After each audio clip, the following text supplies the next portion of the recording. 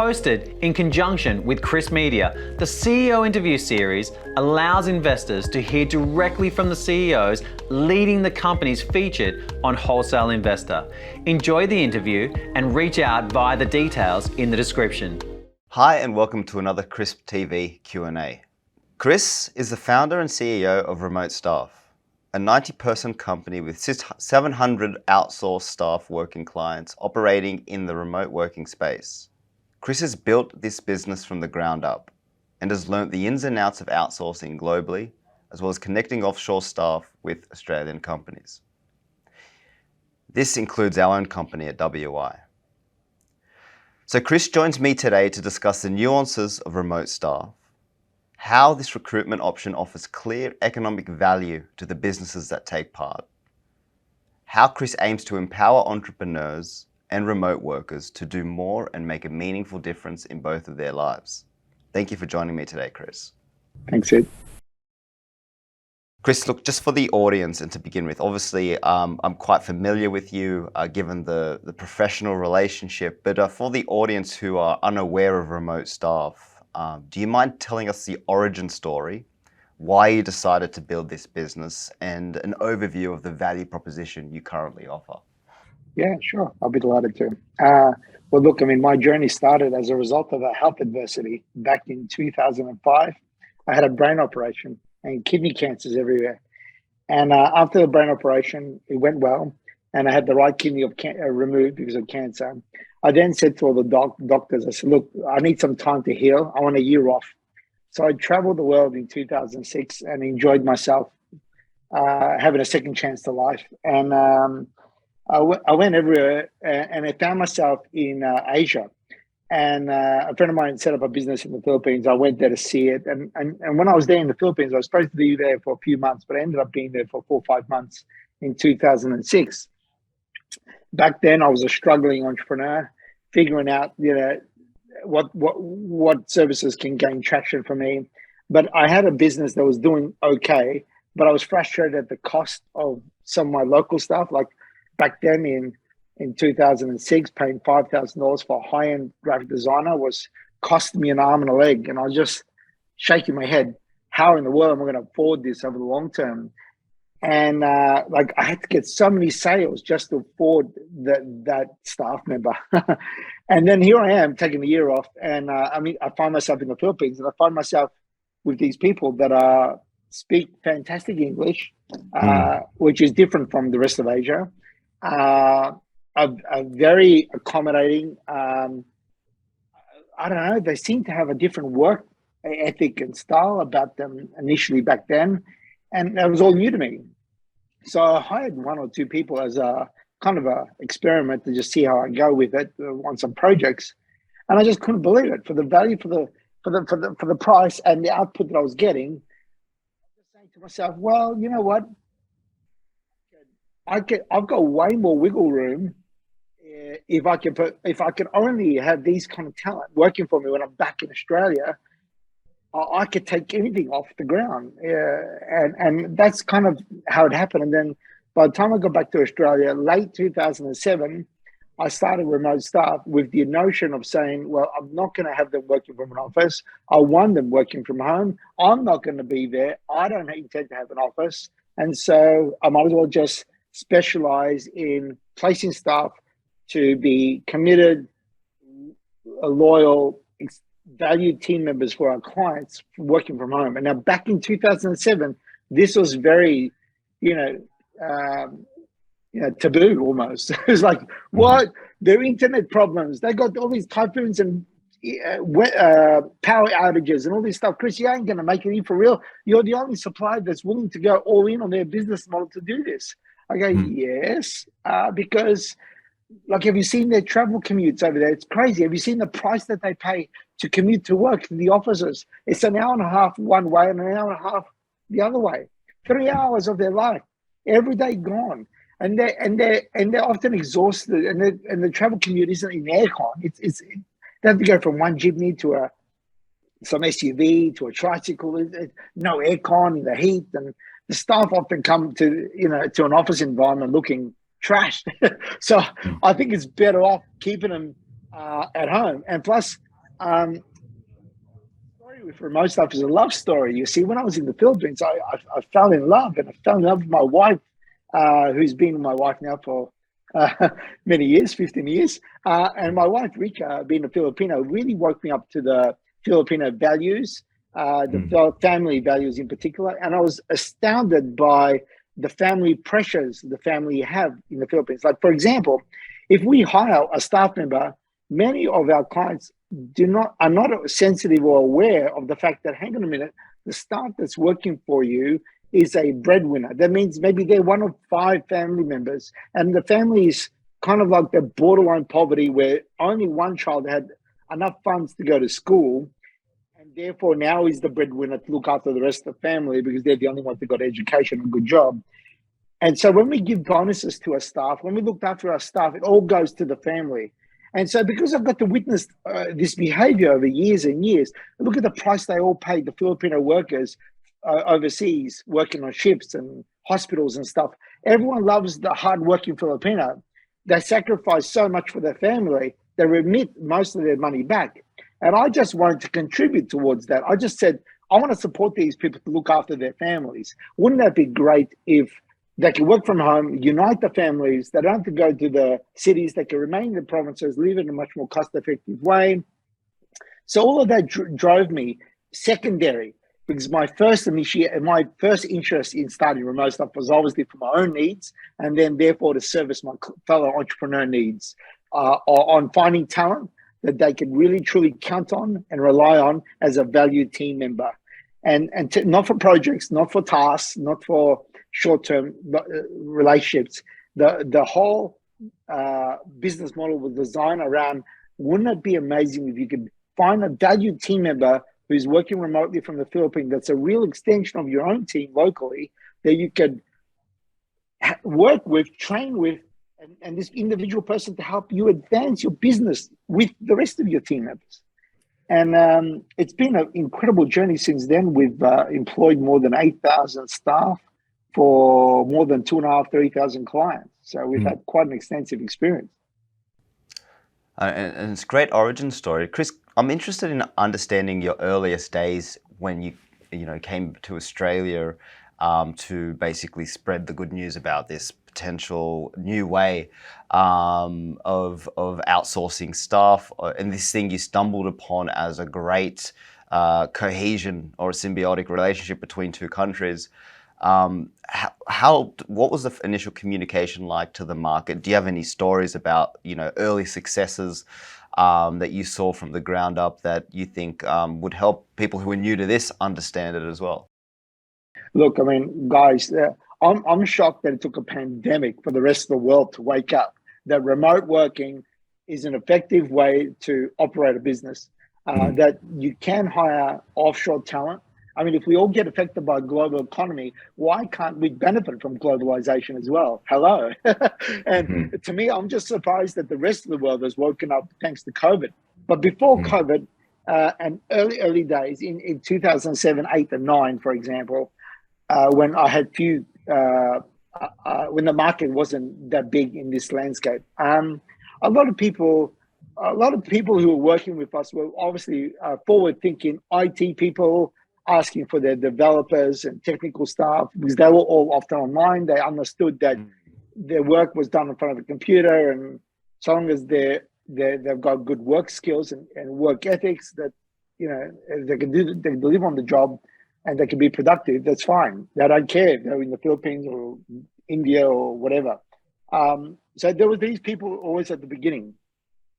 But a lot of people who were initially calling us, they were always wondering, can I really make this work? That was often the question we were getting at the beginning. And I often had to say to people at the early days, I said, look, it's not a question of whether it works. It does work. It's a question of whether can you make it work? Are you prepared to invest in the staff? Are you prepared to kind of put in that extra work to induct them in your business, to understand your landscape, to understand the market and where you position in the market and how you are relevant to your customers and clients and everybody else in this landscape? Can you educate your staff to give them the context so they know how and where they belong in this situation and where the target is and what they do?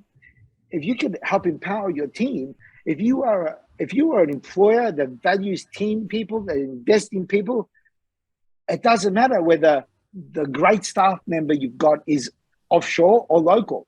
If you're an employer that knows how to groom and grow people, I think as managers, we all have the responsibility to grow our people, then you will succeed in this either way. But if you're an employer who just demands output, is not willing to help the staff that you placed in that role to succeed, you're not equipping them with training, you're not equipping them with some needs and skills that they need to be updated about the way you do things. You don't have any processes. You don't have anything documented.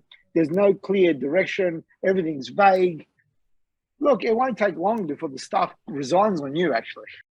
So it's there. So basically, it's there. What you're saying is it works if you make it work as well. It's like, well, these people obviously have skills that are needed in your business. And it's not a matter of as soon as you sign up or you employ this staff, everything's going to work magically. You just have to sit down and shut up and close your eyes and let it work. It's also a matter of you making sure that your management skills are fine-tuned and that you get the best out of people, which is perfectly reasonable, right? Especially for the benefit that they're getting commercially in this arrangement as well. So is that correct? Oh, 100%. It's like winning the lottery when you get the right talent offshore that's cost effective, that's amazing, it's a gun, they're able to advance the position you've given them, they're skilled, they can deliver, they're productive and all this stuff. You've got to look after them even more. Now in a global competitive environment, it's even more important that we look after our talent that we've got offshore, because it's extremely competitive. Now the whole world is trying to hire quality Filipino talent, because yes, there's certain roles that we see have spiked up in value. Like the market's moved in general by about 15%, I think, over the last 2 years. But there's certain roles that have doubled in value because they're in such high demand, such as a really good developer, or such as somebody that's really good in a overall webmaster, or somebody that's amazing in social media. Like, these people have really jacked up their values because they're in hot demand. Well, our story at WI was predominantly our marketing. And so I lead that marketing team here, and my entire team is from remote staff. And I can just speak to that by saying that, I'm very much a generalist in the way I approach things. And I'm often, my skill set often lies in doing a bit of everything, but a lot of things that are needed.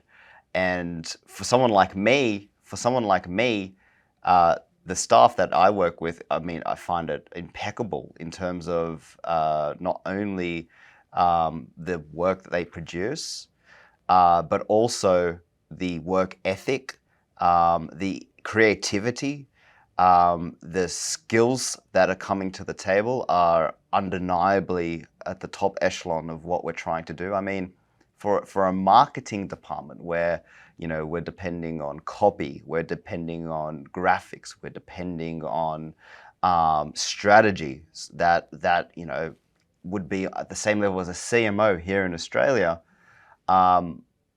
It's given me access to all those skills, great team, great ethic, and I also learn a bit of Filipino along the way as well, which is great. But I can just speak to that and say, yeah, it works. Just as simple as that, it works, and it's working. And that's been nearly a 2-year relationship, I think, now. So there's that. Assembling a team is not just a matter of ordering. This doesn't just say, hey, give me a staff member, or give me a senior marketing specialist, or whatever, a content writer. Anyone can place orders. But as you've learned with our journey, we need to understand what are the kind of attributes, what are the behavioral, cognitive capabilities of an individual. Let us understand, let us use data and science as much as we can to interpret what is a valued team member look like for you. What are we looking for that can be working very well with your management and work style?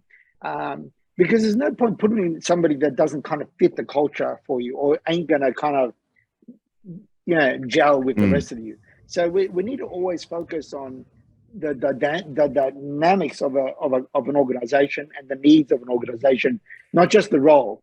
So what are your techniques to finding the right fit, Chris? So if it's more than just a skill match, and then now you're talking about a personality match, that's really important. And that's actually quite different to other solutions out there, where it's like, okay, other solutions may just say, look, skill shortage, here you go. Here's a resume that outlines proof or evidence of their skills and experience, and etc. But now you're taking that to another level with personality compatibility, which is, I think, extremely important. So talk to us more about that and why you found that so important and how you ensure that's the case with the people you work with. Sure. So our business model is designed where we make the upfront investment in recruitment to our clients. So we do extensive English skill tests, 4 of them. We do behavioral and cognitive assessments. We do skill assessments and so on. We have recruiters. We have recruitment people on the outside, inside. We advertise. We do a lot. We've got a network of about 150,000 vetted relationships over the years. We've got an employer brand. We've got all these things at play. And we do all this because we understand that if we're making such an upfront investment, we have a lot on the line. We invest in our customers. We don't get to see our dollar of return on that we make investment in our clients for at least 6 months. And therefore, we need to get it right. And we've learned that it all fits well if you start by placing the right person in the right role in the beginning. When you can do that, the relationship tendency is to blossom and grow over time. And the team member becomes more and more valuable over time if we get it right. Whereas if you place the wrong person, it's kind of like there's a lot of friction and dragging going on to try to onboard and get the person into momentum and starting. And it takes like 4 or 5 months for a client to just discern that, you know what, I can't get this guy to kind of advance. And they'll end up firing them and asking for a replacement. So it's a lot of work, and then we have to redo all that work again. So we just thought, let us make a proper investment up front and do it all. And we have to make sure that the job is in line with the staff's career goals. Gotcha. This is a 3-way relationship: the agency, us, which is important in any business and any staff management relationship. Yeah, you want to make sure the employee's goals are aligned with the business goals as well. And that just is just an added level of motivation. Yeah, that's it. If it's not right for them, if it's not going to be kind of if they're like saying, "Oh, I don't know, I'm not sure. Maybe I'll try it out." We want to understand, where's the hesitation? Why isn't this right? And these days, because the landscape's so dynamic, we have to ask day by day. Hey, how'd you go yesterday? Are you still feeling the same way today? Like, you have to check in. Things change. Yep, absolutely. All right, Chris, I want to ask you something a bit more general. You deal with entrepreneurs daily, I'm sure. And obviously, I'm sure a lot of the workers and staff that you've deployed are working with emerging companies or small to medium enterprises. And you yourself are an entrepreneur, okay? So in all your dealings in those 3 categories, what are some key things about entrepreneurship you've learned in general that would be great to depart to our audience who are predominantly entrepreneurs themselves? Brilliant. Look, my biggest dream in life, well, I had no idea when it came to what I wanted to do in my early days. And it was only at the age of 25 that I decided and consciously decided to become an entrepreneur. And I was willing to do whatever it takes, to fail as many times as I have to persevere in this direction. So I am a big fan for everybody else who's made that decision consciously to burn their bridges and say, no matter how many times I make the mistake, no matter how many times I fail, I'm going to choose to get up. I'm going to choose to learn, and I'm going to grow, and I'm going to take abnormal risks and bet on me. I'm going to believe on me. So congratulations to you all for believing on you. Because you know what? When we believe in ourselves, it's shocking just how much more capabilities and potential we all have. So long as we're willing to shine, you know, it's so. Absolutely. So for that element, if you're that individual that's boldly moving forward and willing to go in new frontiers, a team member. It's lonely often when we do these journeys. So know that we need, there's two types of people that hire staff from us, and entrepreneurs need both. It's either you need a support staff to get yourself in order, right? We need a lot of support, okay? We don't want to be always burning the midnight oil candle, like we need support to help us offload some of the workload. Or we need specialty roles that can help us advance in certain areas that we want, whether it's the web developer, social media, whatever it is, the writers, designers, architects, who knows, financial analysts, you name it. And so these are the two roles that we specialize. Now, unlike when hiring our operations in Australia and stuff, initially, it's challenging to afford an Australian person. There's nothing wrong with hiring offshore. You're not stealing jobs when you're hiring somebody offshore. I just want to get that clear. On 15 years of experience, we've seen that our clients actually grow. They become a stronger business. They grow. And when they scale locally. They don't just scale offshore. They use the offshore to build up their operations, and they hire skilled, capable talent locally when they can afford it. So there's a shift. So don't feel guilty when you're offshoring, okay? That's one thing I want to get out of the way. The next thing is, do not deny yourself the need to get support. We all need it. And so in the Philippines, the good news is you can get support from $1,200, $1,300 a month, all the way to a couple of $1,000s a month that are very capable people. I find that the average is that $1,400 to $8,000 a month plus GST is the sweet spot to getting capable, awesome speaking English people, great skills, capabilities. That's the range. Oh my God, for that kind of money, come on. I mean, we need to take on more clients. Don't be afraid. You need to apply yourself and fulfill. It's all about our ability to execute. And it's not our ability independently to execute. As entrepreneurs, our ability is to drive the emotion, drive the strategies, drive the ideas, but execute through our team members. And we're only as good as our team members. So the sooner you get exposure to managing and operating a team, the better it is for your entrepreneurial journey. Great advice. And just to cap it off there, Chris, I'd love to maybe understand what a customer journey looks like. So we have an audience of entrepreneurs who perhaps have some skill gaps as we speak, especially in this current climate. And they may be a bit fearful, as to how they're going to fill these spots. Tell us how you make them comfortable when they approach you or a member of your team or representative from remote staff. Talk us through the process and how easy that journey is, so that there's no hurdle in their mind between what you're speaking about today, which sounds like the promised land, and what they need. No, but it's just let's break it down for them so they see like it's actually not out of reach. So do you want to do that just to cap us off? Sure, happy to. Delighted. Look, I know the risk you're taking.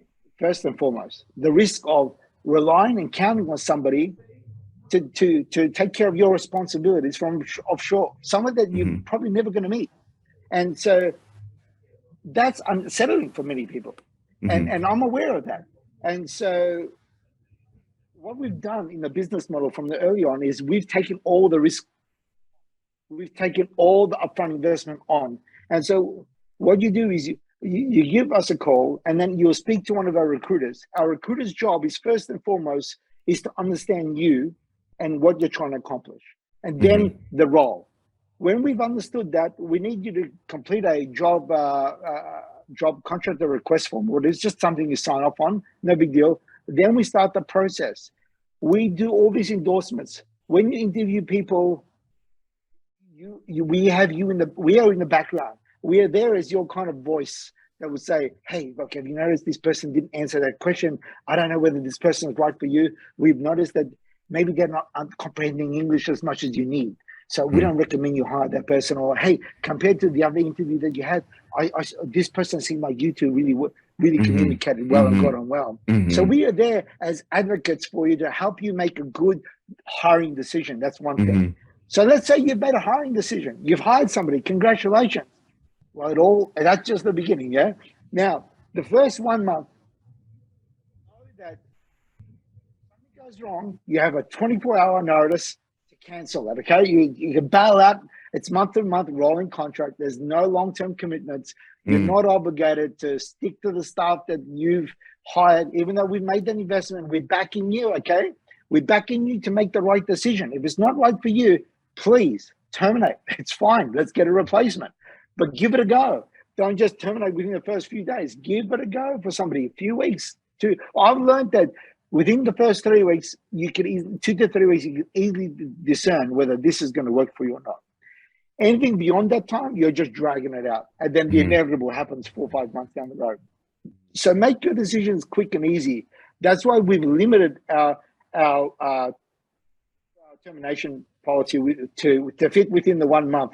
So to not have people procrastinate and stall this decision just because it's okay, you know. We want you to be very satisfied, not okay. And so after the last 1 week, after the last 1 month, after that, it's a 2-week notice. We felt like it's only fair that the staff should give you 2 weeks notice should they want to leave, and that you should give them 2-week notice should you want to replace them. And that's basically it. There's no setup fees. There's no extra clause fees. It's straight up like our invoicing is simple. You get a 1 month upfront bill, hours worked, proven worked. If they're not worked, we don't charge, the staff don't earn. We roll that as credit in your next month's invoice because your advance invoice serves as a backing for a payroll guarantee. Because remember those family values I mentioned? Our clients' invoices are the security that we provide to the staff. And we tell our staff, you work a day, you work an hour, you get paid, guaranteed, whether we get paid or not, because our payroll's backed up. I know you're working for a foreigner. I know you're probably never going to meet your employer. But guess what? We've got presence in the Philippines. We help you manage tax withholdings. We pay you all the benefit contribution payments. You are a professional representation in the Philippines. Like you're a professional there. You can get visas, credit card, home loans. You're not there's no compliance risk. We're fully compliant. And they're being looked after. We manage the relationships. And all of this happens in the background and allowing you and the staff to work together, just focus on business, which is the most important thing. Now, the Filipinos are shy, remember? They're non-confrontational. So they're not going to bring you problems. Be mindful of that. They're not going to say no to you. You're the big boss, yeah? And so we've got account managers that work with you and the staff. And should the staff feel uncomfortable with something, they would reach out to their staff, speak to their fellow Filipino member in Tagalog and share the concerns. They will relay it to you, and vice versa. You can share your concerns with your account manager. They will relay it to them in Tagalog if needed for better communication. We work because we understand the whole thing is better when we're all together. There's no, like when I spoke to a seminar in the Philippines and I had all these people come to me and say, oh my God, I want to work for you guys. I want to work. I go, why? And they tell me the stories about, well, I've got a client, he's from Australia, he's lovely, they look after me, but I live with uncertainty and security whether next month I'm getting paid every month. I go, how long has this insecurity been going for? 4 years. I'm like, Jesus. She goes, I haven't been able to get a car loan. I can't get my kid to private school and stuff. And then when she talks like this, I listen to this and I go, now, if we have a valued team member that's doing so well for our customers, looking after our customers, our business, we want to look after them. This is not a one-way relationship. Just because the Filipinos can be easily suppressed or easily not speak up, they can be taken advantage of, that doesn't mean we want to take advantage of the scenario. So I intentionally empower them as much as I can and make sure that we treat them equally as much as our clients, because that's the only way this thing works long term. And we've proven it. We've got heaps of relationships that have gone past the 9 years, 7 years, 10 years, 12 years with the same client and same employer. So, I mean, staff member. So we've proven the model. And now we're just building on that. And most of our clients start off with one staff member. They don't hire teams. Some people do hire teams. I mean, they hire 30 people and stuff. And they grow. They grow from 1 to 5 to 10 to 15. The average leadership potential of a client goes to about 15. And then there's some that have got much more capable management and leadership skills. They get to 30 quite comfortably. And then it takes another level that we've noticed to get to about 50. And the highest account that we've had has grown to 94 staff. So yeah, that's who we deal with. But we help them on that journey. Yeah, they don't just they all blossom, as I say, into better Absolutely. relationships. Well, obviously, it's a very well thought out process, and as it should be after you spending so much time immersed in and understanding the nuances of this relationship and how it's so much more than just a simple contractual agreement, that there's elements and dimensions to it that go into the realm of personality, compatibility, psychology. And it sounds like you've got the tools and the infrastructure to ensure that that's always held to a high standard. So congratulations to your success, on your success to date. And obviously, we wish you the best of luck into the future. And for those who do want to reach out to a representative from Remote Staff, we will have a link in the description, as well as a link to their deal room on the side of the screen. And Chris, I'm sure you or a representative of the team would be happy to reach out to anyone who'd want to have an informal chat with you further. And we can go from there. But Chris, thank you so much for joining me today. Thanks, Sid. Thank you for having me on the show. Excellent.